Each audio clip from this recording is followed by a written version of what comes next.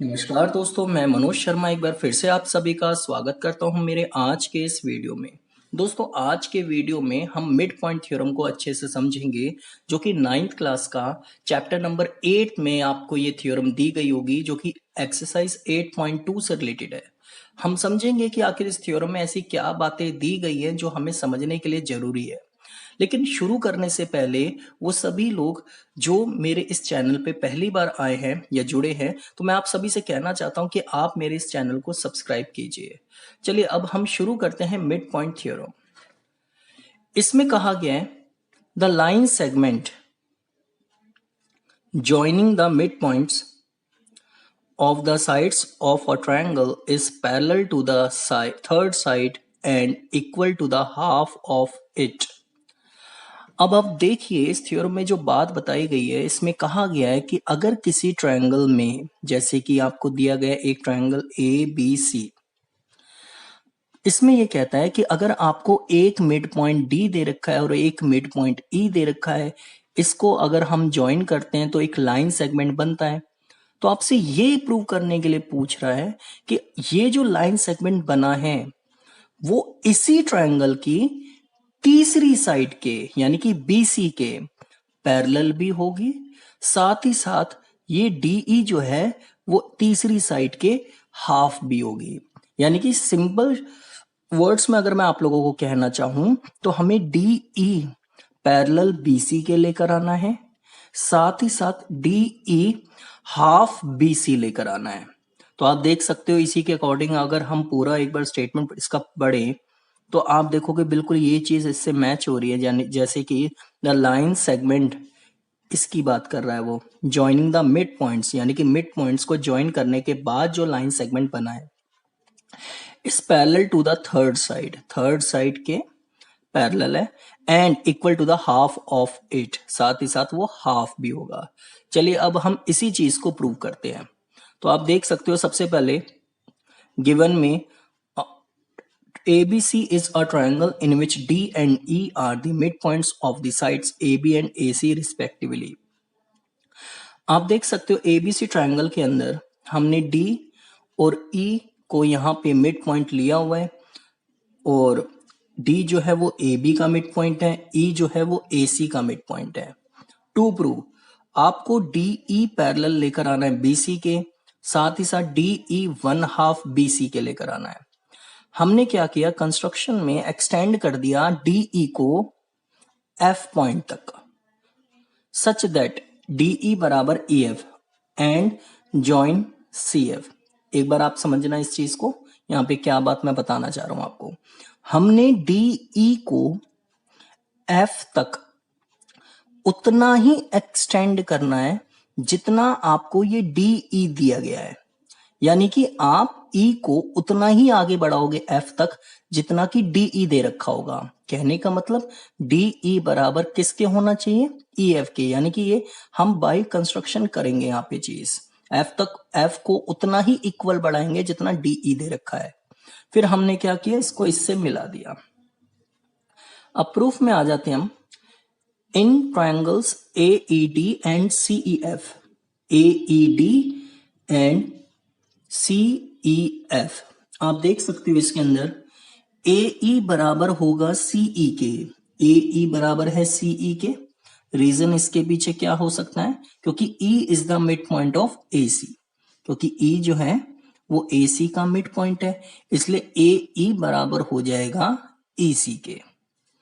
फिर आप देख सकते हो एंगल 1 बराबर होगा 2 के, यानी कि ये वाला एंगल इसके बराबर होगा।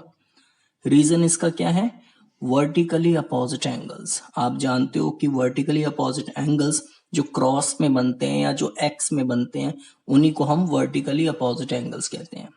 साथ ही साथ DE बराबर होगा EF के, और रीजन में लिखेंगे बाय कंस्ट्रक्शन। आपने देखा हमने कंस्ट्रक्शन में इतना ही करा है।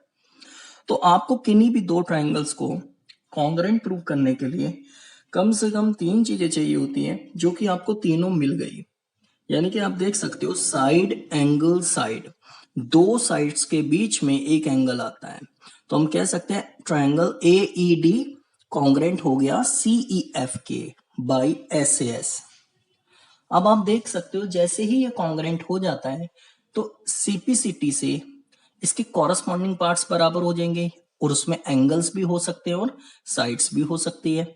तो हमने देखा कि ये वाला एंगल बराबर हो जाएगा इस वाले एंगल के और रीजन में हम लिखेंगे बाय CPCT। इस एंगल का नाम होगा DAE बराबर होगा FCE के, रीजन बाय CPCT। उसी तरीके से AD इस वाले ट्राइंगल की ये वाली साइड बराबर होगी CF के, सेम रीजन होगा बाय CPCT। अब आप देख सकते हो कि ये जो एंगल हमने CPCT से बराबर किए थे ये साथ ही साथ आपकी Z की शेप में बन रहे हैं और ऐसे वो एंगल्स जो Z की शेप में बनते हैं उन्हें हम ऑल्टरनेट इंटीरियर एंगल्स भी कहते हैं। अब आप देख सकते हो जैसे ही ये एंगल्स बराबर हो गए आपको बस ये देखना है कि ये एंगल किस लाइन पे आता है। आपने देखा ये AD पर आ रहा है और ये एंगल किस लाइन पर आ रहा है, ये आ रहा है CF पर आ रहा है। तो इसका मतलब AD पैरेलल क्या हो चुका है, CF। क्यों? क्योंकि DAE और FCE को हमने ऑल्टरनेट इंटीरियर एंगल्स प्रूव कर दिया। और आप जानते हो हम पिछले वीडियोस में ये बातें बता चुके हैं कि अगर आप ऑल्टरनेट इंटीरियर एंगल्स को बराबर ले आते हो तो जिस लाइन पे वो एंगल्स बन रहे होंगे तो वो लाइन भी पैरेलल मानी जाएगी। तो AD पैरेलल हो चुका है किसके, CF के। अब आप यहां पे देखोगे कि मैं AD की जगह DB लिख सकता हूं क्योंकि D मिड पॉइंट है। तो इसका मतलब AD बराबर DB हो सकता है। तो इसका मतलब ये भी हुआ कि मैं AD की जगह DB लिख सकता हूं। तो मैंने AD की जगह DB यहां पे लिख दिया। तो DB पैरेलल किसके हो गया फिर, CF के। अब आप यहां पे आगे देखना AD बराबर DB के है, AD बराबर है DB के क्योंकि D मिड पॉइंट है। साथ ही साथ AD बराबर है FC के, ये रहा, CF कह लो या FC कह लो एक ही बात है। तो आप देख सकते हो अगर ये इसके बराबर है और ये इसके बराबर है तो DB बराबर हो जाएगा किसके, FC के। तो DB बराबर हो गया CF के। अब यहां पे आप देखोगे इन क्वाड्रिलेटरल BCFD आपको एक क्वाड्रिलेटरल नजर आ रहा है जिसमें आप देख सकते हो DB पैरेलल CF के है एंड DB बराबर भी है CF के। DB पैरेलल भी है और बराबर भी है। तो आप देख सकते हो DB पैरेलल भी है CF के और बराबर भी है CF के। इसका मतलब BCFD आपका पैरेललोग्राम प्रूव हो चुका है। और आप जानते हो ये क्यों हुआ है, इसके पीछे रीजन क्या है। आप लोगों को पता होगा one pair of opposite sides are equal and parallel, it's called parallelogram. यानी कि अगर किसी भी क्वाड्रिलेटरल के अंदर सिर्फ एक पेयर भी अपोजिट साइड्स का इक्वल और पैरेलल प्रूव हो जाता है तब भी हम उसे पैरेललोग्राम कह सकते हैं।